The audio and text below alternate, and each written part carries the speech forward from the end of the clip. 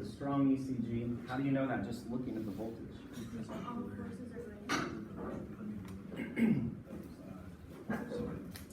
So it has nothing to do with permeability. That's just based on channels. You have a lot of channels really permeable, no channels impermeable, and everything in between. But how do we know the force is strong? What do you have to compare to know if the force acting on an ion is strong or weak? You have to compare the current voltage of the membrane to The charge of the ion. sodium what? Yes, sodium's equilibrium potential. So the values you are comparing, -70 to plus 65. So I'll just put it over here.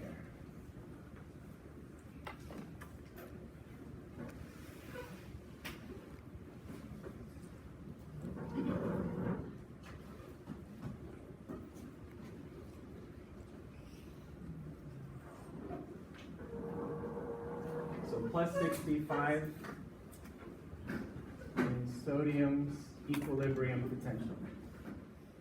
And then the current voltage, -70.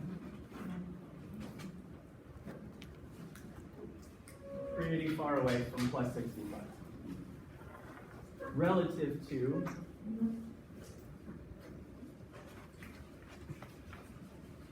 potassium.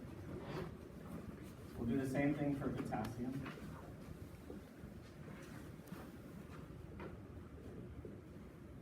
Which way does potassium want to go if we open a channel for it? It wants to go out. And how is potassium getting out right now with a membrane arrest? Leak channels. And then how do the leak channels for potassium compare to sodium?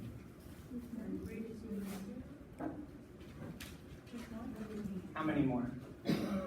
25 times more. So another way to put that, the membrane is 25 times more permeable to potassium than sodium, because there's 25 times more leak channels. Does that then mean there's 25 times more potassium going out than sodium coming in? No, because it's not just permeability that determines how much of that ion moves across the membrane. It's a combination of permeability and force. You have to have both.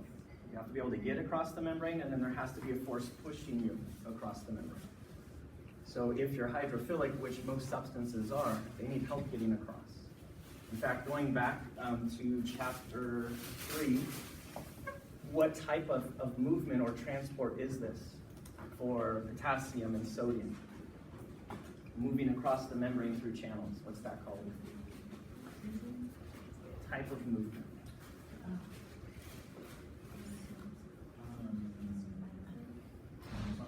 The F word, I heard it, I think. Facilitated diffusion. I was way off.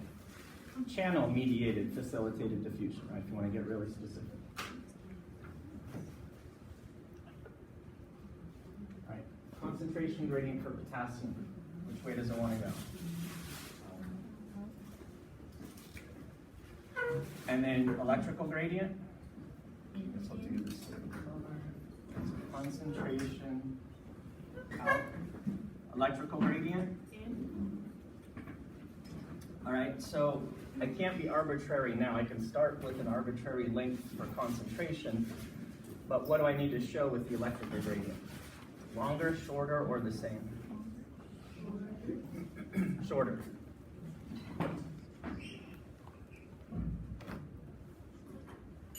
All right, so in the end, what is potassium going to do? Move out along its concentration gradient or in along its electrical gradient? It's going to move out. And so to figure out the net force, what do you do with these two arrows? They're in opposite directions. Here they were in the same direction. We added them opposite directions. Take your difference, which is a small ECG directed out for potassium. And then a strong ECG directed in for sodium.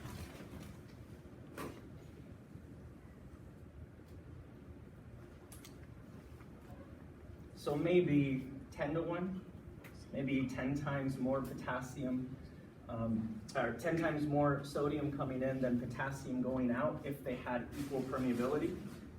And that's what we saw at the neuromuscular junction, right, at the motor end plate.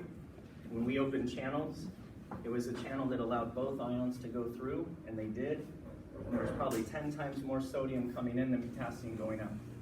However, it's very different here because this resting membrane only has a few channels for potassium, for sodium compared to potassium, just a few, right? 25 times more for potassium than sodium. So do we see a lot of potassium moving across the membrane at rest when it's at -70? No. I mean, it's really permeable, but it's a pretty weak force. But if we were to suddenly open a ton of channels for sodium, would it come flying across the membrane to the interior? Absolutely. And that's what happens to start off the action potential. But again, this is just resting conditions right now. There's very few channels for sodium. So although there's a strong gradient, there's not a whole lot of sodium coming in. What if there was no sodium coming in? What would the membrane potential be at rest? With just potassium leaving? -94. So what does that tell you? That the membrane potential is -70 and not -94. There must be a substantial amount of sodium coming in. Not nearly as much as potassium leaving, but enough to make it that much more positive. Not -94, but -70. What was the resting membrane potential for the muscle cell?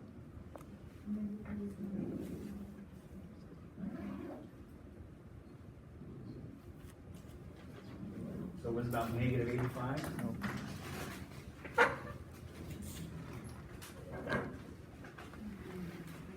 So between the neuron and the muscle cell, which one is more permeable to sodium? Has to be the one that is closer to sodium's equilibrium potential. -70. A little closer than -85. What would the resting membrane potential be for the neuron if it was only permeable to sodium? Only sodium. Nothing else, no other ion. +65. So the rule of thumb was an ion will change the voltage towards its equilibrium potential if the membrane is most permeable to that ion. Whichever ion the membrane is most permeable to will be reflected by the membrane potential. It will be very close to that ion's equilibrium potential. So we just know, looking at the voltages of a neuron, a muscle cell at rest, comparing that to -94, potassium's equilibrium potential.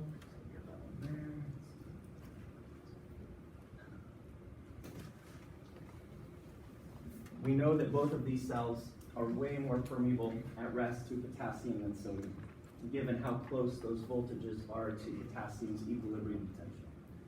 So this is why, going back to chapter 3, we said the resting membrane potential is the result of potassium movement. Potassium is responsible for it.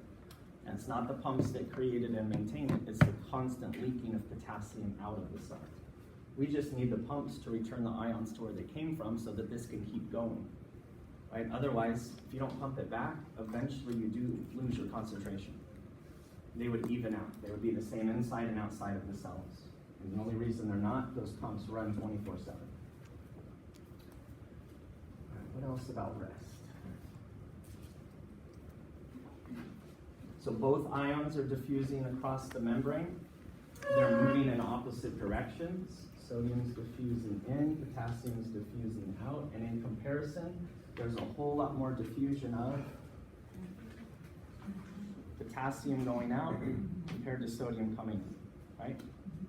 And the only other thing to throw in there is the pumps. Remembering that as those ions move down their gradients, they get pumped back to where they came from so that this can keep going and going and going. All right, so what do neurons and muscle cells use their resting membrane potentials for? What's the whole point of it in those two cells, the excitable cells? To generate signals. Yeah. So when a neuron is excited, what does that mean?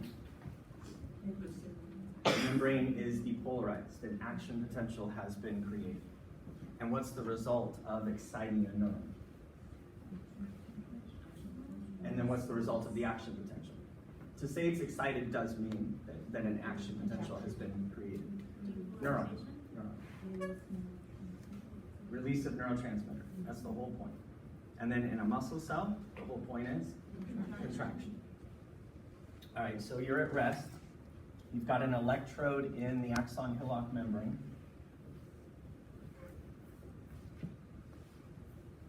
And on your little voltmeter, you have a readout of negative 70 millivolts. But then coming from the dendrites and the cell body, graded potentials.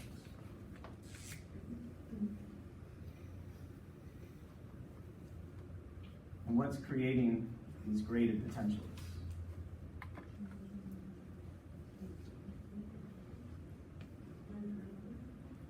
Right, so dendrites and cell body have a receptive membrane, a membrane that has receptors for neurotransmitter, and neurotransmitter binds to those receptors. And then depending on what the channels are that end up opening, the graded potential is either excitatory or it's inhibitory. If it's excitatory, what do you call that? What's the phrase that means the postsynaptic membrane has just been excited? Not the neuron as a whole, but the postsynaptic membrane. EPSP, excitatory postsynaptic potential. What type of channel must have opened to create that EPSP? Had to be a sodium channel, or a channel that allows sodium and maybe potassium to both move through. However, when you are at rest at negative 70 millivolts, and you open a channel that lets both go through, right? So we're just back to a non-selective cation channel. You know that way more sodium is going to move in than potassium is going to move out because of how close you are to potassium's equilibrium potential, which means the ECG is really weak, and how far you are from sodium's equilibrium potential, which means the ECG is very strong. Equal permeability, right? If it's a cation channel, then we just increase the membrane permeability to both ions equally, so now it's just a matter of who has the stronger ECG. And sodium's is probably 10 times stronger. Right? So then 10 times more comes in, and it's as though it's just a sodium channel. Sodium influx creates a graded potential that's excitatory. It's an EPSP, right? This is the postsynaptic membrane. Some other neuron or neurons have released neurotransmitter, open channels, sodium current created, spreads to the hillock, and that negative 70 is going to change. So on our graph, we start at negative 70 millivolts, and then all of a sudden, start to see depolarization occur. So what does the y-axis represent? The units are millivolts of, so you could say one of two things, membrane voltage or membrane potential. And really the better term is membrane potential. It's measured as voltage, but it's a form of potential energy. Don't forget, that's why it's called membrane potential. It is a form of potential energy. And it's potential electrical energy. The potential is there because we have charges separated. We've got a bunch of positive on one side, a bunch of negative on the other. And if we allow them to move, they will. And as they move, they create a current. X-axis. And units are milliseconds. So this is happening very, very quickly. Threshold.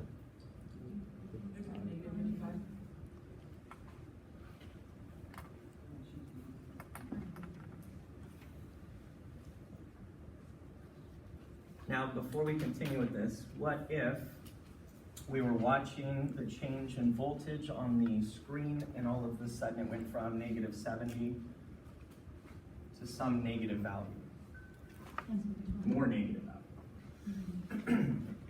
So what are you doing to the neuron in this case? Rather than exciting it, you are inhibiting it. So the graded potential that has spread to the axon hillock and caused the membrane voltage to become more negative, that would be considered what type of graded potential? IPSP, an inhibitory postsynaptic potential, right?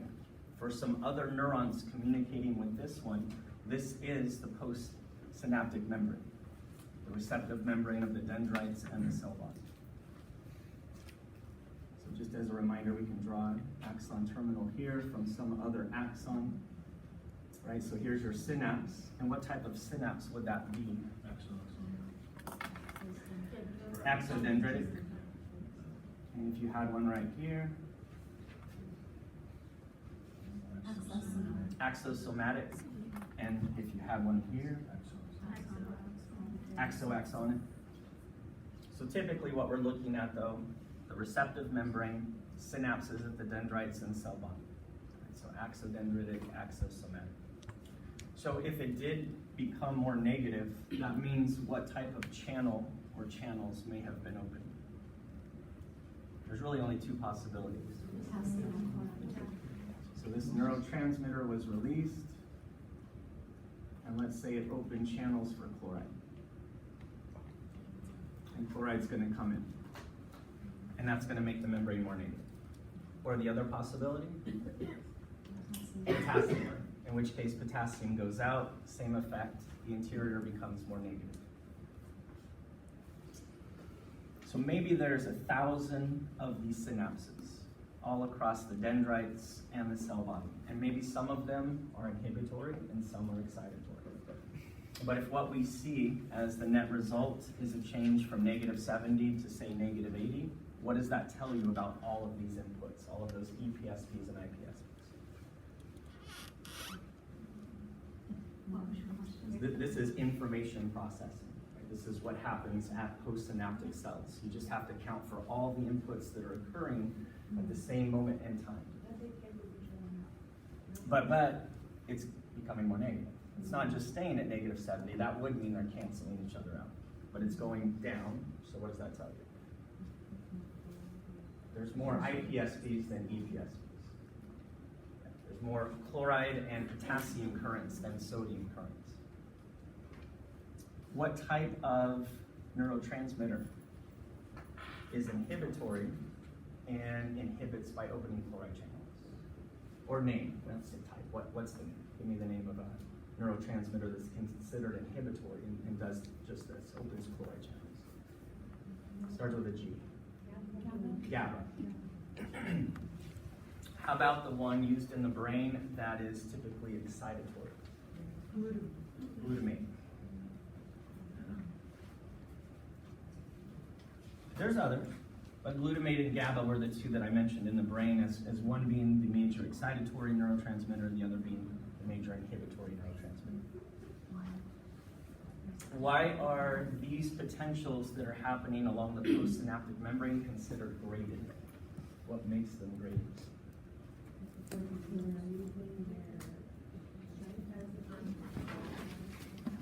Just the fact that we call them graded implies they can be strong, they can be weak, but why? Why is this able to occur? Because we can't do this along the axis. You can't create an action potential that's strong or weak. It happens or it doesn't, and it's the same every time. But what's going on here that allows us to create graded potentials? Well, what determines how many chloride channels open, or how many potassium channels open? The amount of neurotransmitter that's released. Right, so what types of channels are used to create graded potentials? Ones that you can open a lot of or a few of depending on the strength of stimulus, and that's ligand gated and mechanically gated. Voltage gated, you can't open a few. They all open, or none of them open. Because whatever voltage has to be reached to open them is going to open all of them.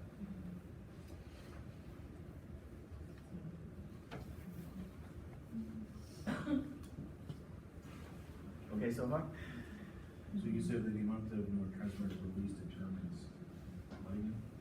The number of channels that open, and in turn the size of the postsynaptic potential. Did you say there was one in particular that you need to make sure neurotransmitter for the test? A bunch of them. Is at the end of chapter 11, the most you needed to know about was ACH. So, direct, indirect, depending on, well, first, what does it bind to? Nicotinic, muscarinic. And then if it binds to nicotinic, direct or indirect, same thing for muscarinic. And then when it binds, is it excitatory or inhibitory, or maybe both? And then examples or locations where it's used. We can come back to that.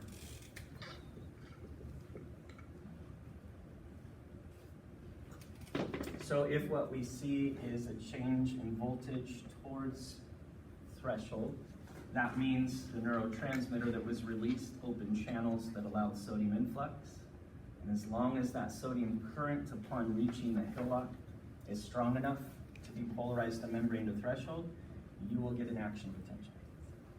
So what happens at negative 55 that guarantees an action potential? So it's called threshold because of what happens when you reach it, which is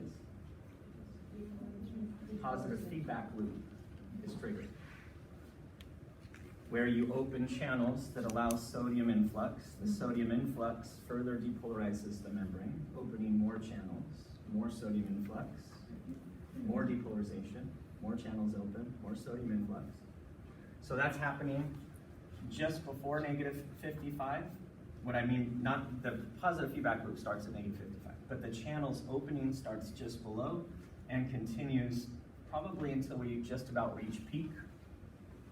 And that's just telling you that not all of the channels open at the exact same time. Some open a little quicker, some open a little slower.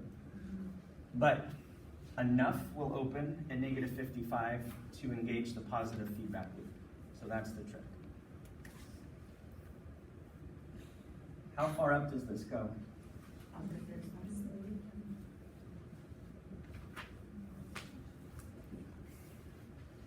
How far down does it go? I would take anything between negative 80, negative 90, that's fine.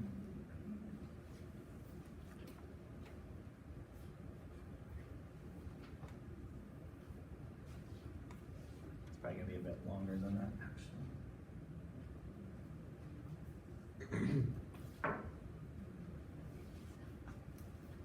All right, so what is the stimulus that has brought the membrane to threshold, triggering this action potential? What is the stimulus? I'm not asking a new question. I've already asked it. The graded potential. That's the stimulus, the graded potential. But it is sodium. It's a sodium current. Right? It's called a graded potential. Any deviation from rest is going to have one of two names attached to it. Graded potential or action potential. One or the other, always. So what has brought the membrane to threshold in this case? The graded potential. You had to deviate from rest. You had to make it more positive. So what happens when threshold is reached?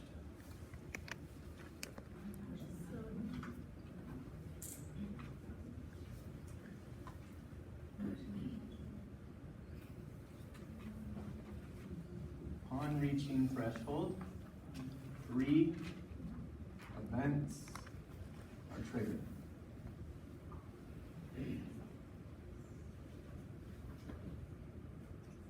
What are they?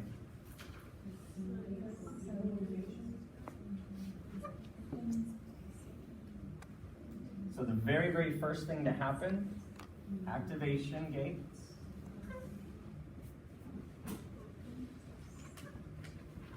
On the voltage gated sodium channels, open, leading to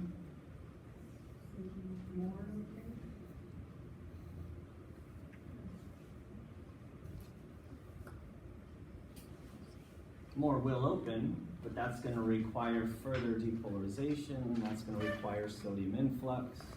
So we just got to connect the dots here. We don't have to describe the positive feedback loop that's going. It's just understood that's what happens when you reach threshold. It doesn't have to be part of our explanation though. So do you want us to explain what's happening right on the graph? So the graded potential came through, it brought the membrane to threshold. This is So you remember with muscle contraction, we always started at the same spot, which was action potential coming down, motor node. Explanation of action potential, we're always going to start at the same spot. Something has brought the membrane to threshold, and that something is the gradient potential. And that gradient potential in this case is in EPSP, right? It's excitatory, because we're moving towards threshold rather than away. And the only ion that's going to do that for us is sodium, right? So yes, sodium is responsible for this, sodium influx. So does it lead to more permeability, is it something? Right, so follow the template. Change in number of channels open leads to a change in membrane permeability, leads to a change in ion movement, leads to a change in voltage. That's the template. So we've got channels opening. So there's a change in permeability because we're opening them, the permeability is going up. If we were closing them, the permeability would be going down. Then what's the consequence of increasing the permeability of the membrane to sodium? More sodium moves, right? But then you have to put efflux or influx so you know which way it's moving. Or I know you know which way it's moving. Increased sodium influx. We could even add a little reminder as to what's causing sodium to move. ECG. Oh, let's do this. Down, down. And it's ECG. It's the easiest way to do it. And that leads to so the VM membrane voltage becomes more positive, called depolarization.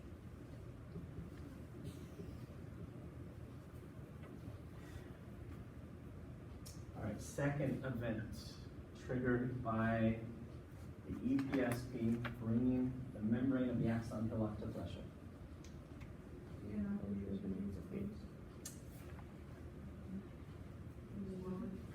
Oh, there is a term that we probably should put here, and it wouldn't mark you down if you didn't. Activation gates on voltage gate sodium channels open immediately. Only because, in contrast to that, the next two events involve things moving slowly. So we can put slow or delayed closure of, why did I put gated? Oh, it's I was wondering what Saturday. you meant by. Saturday brain. It's almost as bad as Friday Yeah, brain. I was gonna say. But actually got some sleep, so I'm better than yesterday.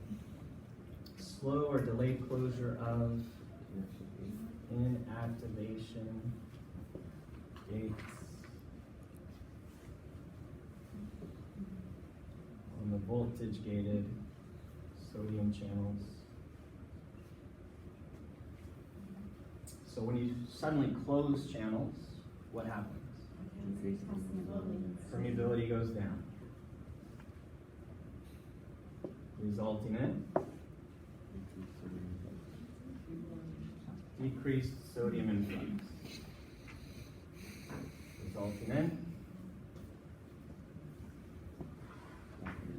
VM stops becoming more positive, marking the end of depolarization. So with the two gates on this channel, it leaves us explaining two things: how the phase begins, but then also how the phase ends. To start it is to open the activation gates, and then to end it is to close the inactivation gates. And it's going to end at about what value? Plus 30 millivolts.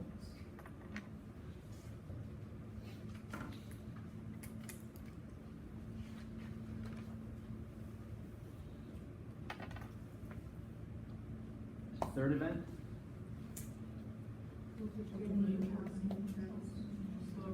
Slow, yep. do the same thing. And the timeline is about the same.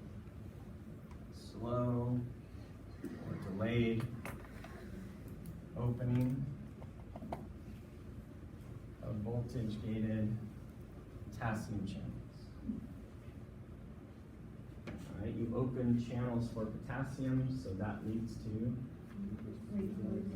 increased permeability. Just follow the template. Channel permeability, flux, change in voltage. With the increased permeability, what follows? More sodium, or more potassium movement, so increased potassium efflux.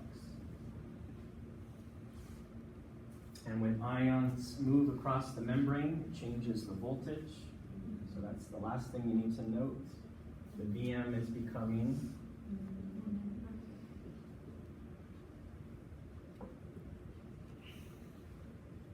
more negative, and that's called repolarization.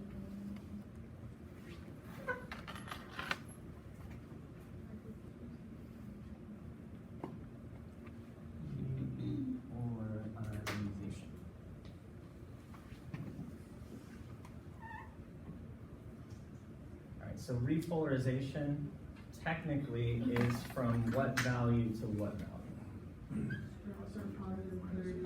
Plus 30 to negative 7. Back to where we started. And then depolarization was from? Negative 70 to positive 30. Yeah. Now, it's fine with me if you said from negative 70 or if you said from negative 55. I include the sodium current that gets us to threshold because it's all a sodium current. From negative 70 to threshold is a sodium current. From threshold to plus 30 is a sodium current.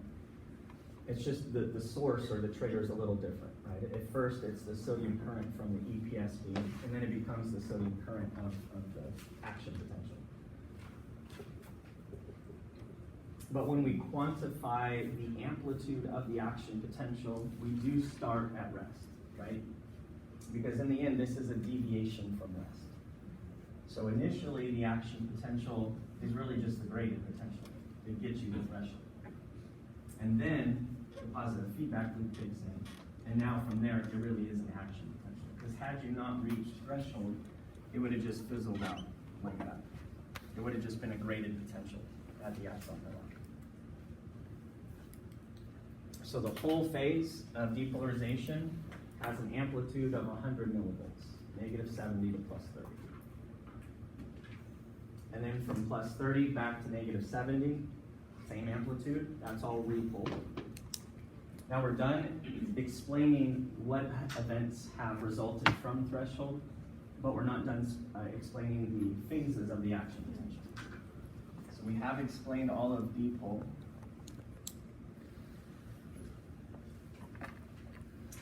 And repol. And then what's left?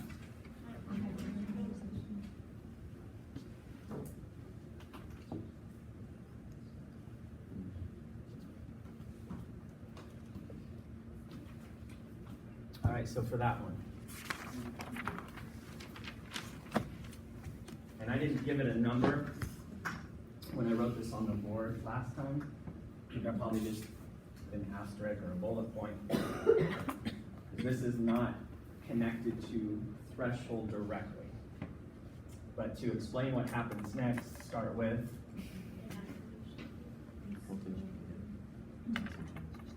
okay. The voltage gated potassium channels are slow to close. In other words, delayed closure.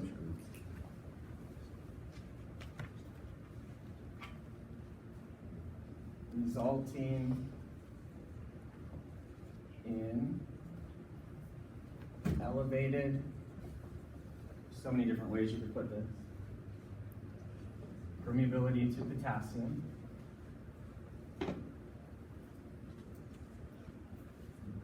resulting in, oh, I know what I wanted. Saturday break. In elevated permeability to potassium, longer than what is needed to just repolarize.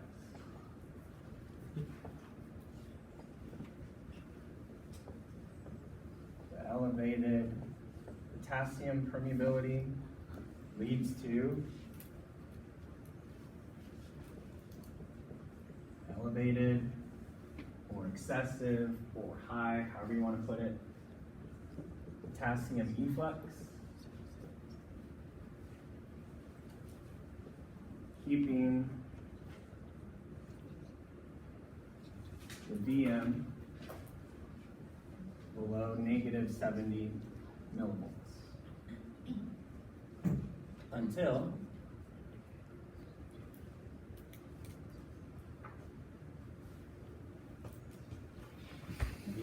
VM stays below 70 until all of the potassium. all of the voltage gated potassium channels finally close. Finally got one. Drop the mic. Lock it. Am I good to go? Just lock it. Okay.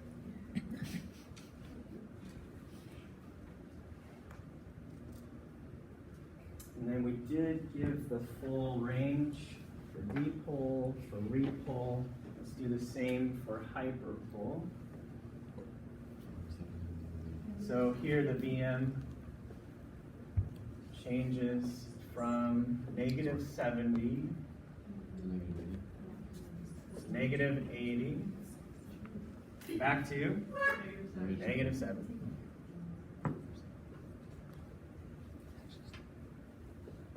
This is called hyperpolarization.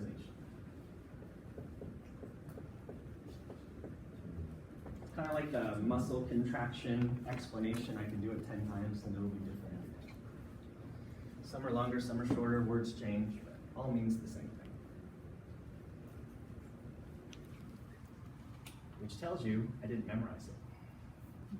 Right? If the wording is exactly the same every time, it's been memorized.